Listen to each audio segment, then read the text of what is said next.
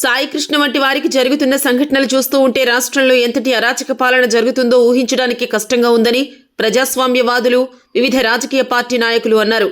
Article 21 జీవించే హక్కును కాపాడుకుందాం పేరుతో అనంతపురం ప్రెస్ క్లబ్లో రౌండ్ టేబుల్ సమావేశం నిర్వహించారు.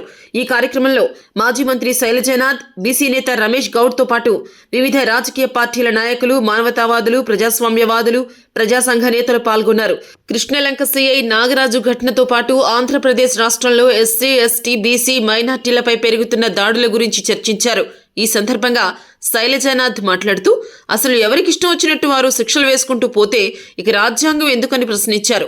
అధికారం ఉందని ఇష్టం వచ్చినట్లు ప్రవర్తిస్తే సమాజం హర్షించదన్నారు.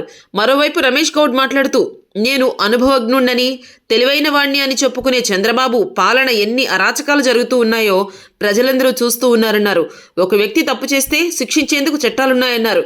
కానీ ఇక్కడ రెడ్ బుక్ రాజ్యాంగం పేరుతో ఎవరికిష్టం వచ్చినట్లు వారు ప్రవర్తిస్తున్నారన్నారు. ఒక మనిషిని తీసుకెళ్ళి వాడు మంచోడా, చెడ్డోడా, దేవుడా, దయ్యమా అని సంబంధం లేదు. భారత రాజ్యాంగాన్ని ఒప్పుకొని భారతదేశ పౌరుడుగా ఉన్న ఒక మనిషిని తీసుకెళ్ళి చిత్రహింసలు పెట్టి చంపేసినారని, ఆ శవాన్ని అనాథ శవంగా కాల్చేసి బూడిద కూడా ఎడ పడేసినారనే ఒక వార్త ఒళ్ళు గగురుపాటు చెందే వార్త. రేపొద్దున ఈ సమాజాన్ని, ఈ సమాజ గమనాన్ని ఇంకొక విధంగా నడిపించాలి అనుకునే వాళ్ళకంటే దుర్మార్గమైన మనువాద భావజాలంతో రాజకీయాలు నడిపించి ముందుకు తీసుకెళ్ళి దానికి మేం దగ్గరున్నాం అసలు మేమే కదా అని చెప్పుకునే ఈ ప్రాంతీయ పార్టీలు, ముఖ్యంగా అధికార పార్టీని చూసినప్పుడు నాకు భయం వేస్తుంది. ఆ భయం ఎంత దూరం వేస్తుందంటే రేపు పొద్దున అదేదో నియంత్రణ పరిపాలనలో వ్యక్తులు మాయమైపోయి మిస్సింగ్ లిస్ట్లో ఉంటారు. వాళ్ళు భౌతికంగా ఈ భూగోళం మీద ఉండరు. వాళ్ళ పేరు మాత్రమే బుక్కుల్లో మిస్సింగ్ లిస్ట్లో ఉంటుంది. పోలీసులు, లాయర్లు వెతుకుతూ ఉంటారు. ఉంటే కదా దొరకడానికి. ఒకవైపున క్రైమ్లో ఇన్వాల్వ్ అయి రాజకీయ అధికారం, పోలీసులు అండ ఉంటే వాడు వాళ్ళ పక్కనే ఉన్న కనపడలేదని రాసుకుంటూ ఉంటారు. నేను ఎల్లనూరులో చూశాను. నేను మా లాయర్ గారితో మాట్లాడా. ఏంటయ్యా ఇదంటే ఏం చేయమంటావు సార్? మనం ఫోన్ చేస్తేనేమో కనపడడం లేదు సార్. అరే నీ పక్కన ఉన్నారా బాయ్, ఇదిగో ఫోటో అంటే ఇది అతనిలాగా లేడు సార్, ఇది మనం ఎవరో చూస్తున్నా ఈ మొహం ఆ మొహమేనా అని ప్రశ్న చూసే అధికారంలో అట్లా ఈ ఆ మొహం కాదు. ఏమంటాయంటే తప్పదు మనకి. సాయి కృష్ణ చావన్నది మనకు భయంతో పాటు పోరాట స్ఫూర్తిని, పోరాటాన్ని కొనసాగించాల్సిన కర్తవ్యాన్ని అది ఉద్దేశించింది, ఉపదేశించింది నమ్ముతా ఉన్నాను. 70 సంవత్సరాల స్వతంత్ర భారతదేశంలో ఇవాళ ఈ ఆంధ్రప్రదేశ్ రాష్ట్రంలో మమ్మల్ని బతికించండి అయ్యా ప్రభు అని వేడుకునేటటువంటి రోజుల్లో మనం వెళ్తున్నామంటే మరి ఈ రాష్ట్రంలో ఉన్నటువంటి పరిస్థితులు ఎంత దిగజారిపోతూ ఉన్నాయో ఒకసారి ఆలోచించాలి. ఇది కేవలం ఒక వ్యక్తికి జరిగినటువంటి అన్యాయం కోసమో, ఒక ఘటన కోసమో, లేకపోతే ఒక సర్కిల్ ఇన్స్పెక్టర్ చేసినటువంటి వ్యవహారం పైన కాదు. ఇవాళ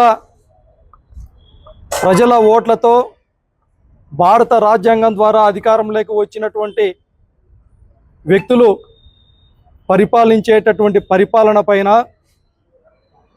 ఈ భారత రాజ్యాంగాన్ని తూట్లు పొడిచేటటువంటి విధంగా ఉన్నటువంటి ఆలోచన విధానం పైన జరుగుతున్నటువంటి కార్యక్రమంగా మేము భావిస్తూ ఉన్నాం.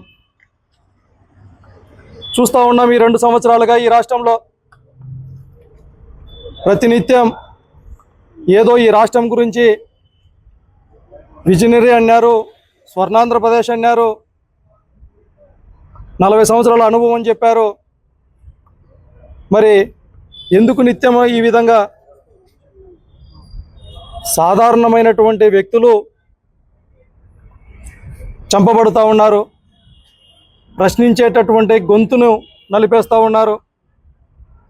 మరి ఇదేనా ఈ ప్రజాస్వామ్యంలో భారత రాజ్యాంగానికి మీరు ఇచ్చేటటువంటి విలువ అనేసి ఈ సందర్భంగా ప్రశ్నిస్తూ ఉన్నాం.